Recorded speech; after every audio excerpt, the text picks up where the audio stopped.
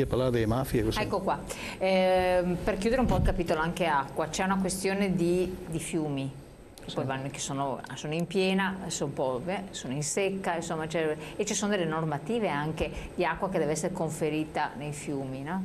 Sì, è sempre stato vigente il DMV che per il Brenta era... Che cos'è? È il deflusso minimo vitale, cioè è la quantità minima di acqua che deve essere rilasciata nel fiume perché questo viva. La normativa 2060 europea ha spostato dal DMV al deflusso ecologico. È una nuova formula, un nuovo calcolo matematico che ha spostato più in là la quantità di acqua che deve essere rilasciata nei fiumi e quindi per il Brenta è previsto dai 9 ai 12 metri cubi. Cioè voi dovete sversare, lasciare che un tot di acqua esatto. vada nei fiumi, sì. Acqua che sarebbe potabile? No, è acqua di fiumi, ok. Però che non può essere prelevata per uso agricolo, okay. Oppure idroelettrico, oppure ai fini igienici sanitari, ma deve essere rilasciata perché il fiume è viva. Perché il fiume è viva. Questo è un ulteriore aggravio che si va a creare nel fiume perché purtroppo il nostro Brenta non è un fiume così come esistono nei fiumi del nord Europa, ma ha una caratteristica che è più un torrente, vuol dire passa dai 800-900 metri cubi al secondo come è stato negli eventi il 29-30 di ottobre ai 13-14 metri cubi al secondo delle prime settimane. Quindi tutto è stato parametrato per fiumi europei, non per fiumi italiani. Esatto, è stato tutto parametrato per le caratteristiche che hanno i fiumi europei. Per quelli italiani o in Brenta in particolare perché ognuno è diverso dall'altro, il Brenta non è come il Piave non è come l'Adige, non sono state finora messe tutte in fila tutte le caratteristiche e calcolate esattamente la specificità che ha il nostro fiume, il nostro Brenta e quindi ancora le difficoltà che ci sono già ampiamente descritte prima si sommano a queste nuove normative che vanno a entrare in vigore nei prossimi anni. Fantastico. Speciale. Deve restare anche lì, direttore, abbiamo poca forza perché...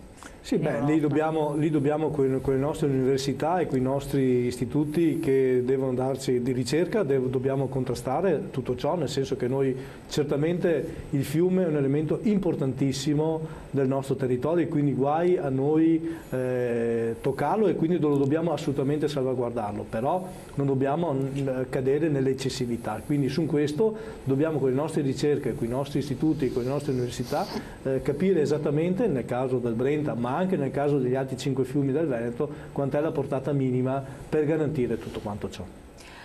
Per concludere il capitolo acqua, Presidente, il costo anche dell'acqua è un'altra questione. Il costo dell'acqua potabile che usano i nostri cittadini dal punto di vista economico, penso che in Italia è il costo più basso che noi paghiamo dell'acqua, perché se pensiamo alla Germania ne vale 4 volte quello che noi paghiamo.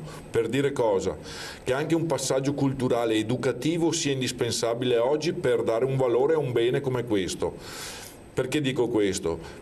Perché collego il mio pensiero adesso pensando al deflusso minimo dell'acqua, che anche lo spreco è una cosa importantissima Ma si spreca in agricoltura l'acqua? In agricoltura siamo passati negli ultimi anni a degli utilizzi parsimoniosi dell'acqua e a utilizzare delle tecnologie all'avanguardia, penso all'irrigazione a goccia, penso ai impianti di pompaggio in cui lo spreco viene ridotto al minimo, però a fronte di questo tipo di scelte anche i cittadini devono prendere atto che anche l'utilizzo dell'acqua buona che abbiamo l'opportunità di usarla, se pensiamo che nel mondo i 2/3 della popolazione soffre per la mancanza d'acqua, noi che l'abbiamo e magari la sprechiamo, penso sia giunto il momento di trasmettere quanto questo bene prezioso sia utile e indispensabile in un momento in cui appunto il clima sta cambiando e la risorsa sta diminuendo. Usiamola con coscienza e cerchiamo di insegnarlo anche alle nuove generazioni che senza acqua non ci può essere vita. Assolutamente. Un po' per chiudere la nostra trasmissione, però mi sembra doveroso, vista la vostra partecipazione, il vostro impegno e tutto per quanto riguarda la manifestazione contro le mafie, le agromafie in modo particolare, siete stati attivi, direttore?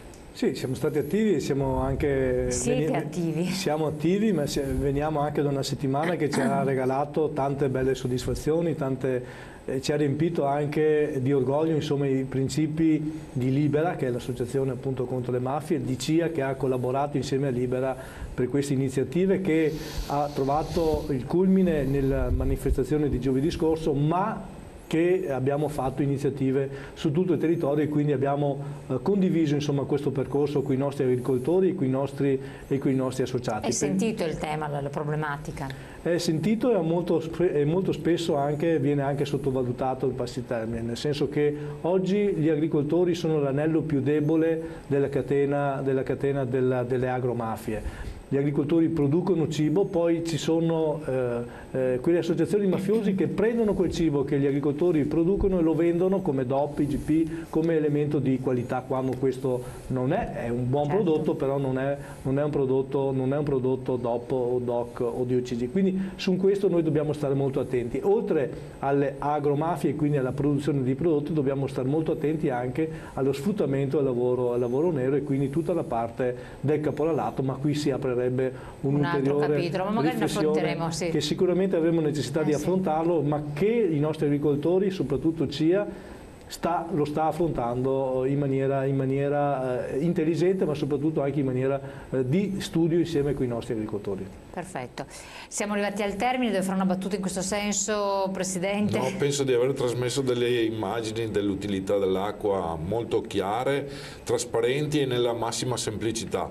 Quello che oggi noi cerchiamo nel mondo agricolo, soprattutto come CIA, siamo convinti che una semplificazione della nostra vita quotidiana per quanto riguarda le burocrazie che ci spingono a opprimere il nostro lavoro. L'agricoltore deve continuare a fare l'agricoltore, dedica sì la sua parte di tempo anche alla burocrazia, rispettando le regole ma non complicandogli la vita a quest'ultimi, perché ultimamente è veramente un aggravio di peso sulle spalle molto importante. Grazie Presidente di essere stati con noi, grazie a lei Direttore, grazie ai nostri telespettatori che ci avete seguito in questo appuntamento. Buon lavoro a voi della CIA e naturalmente del Consorzio di Bonifica, vi terremo aggiornati, ci vediamo domani, grazie.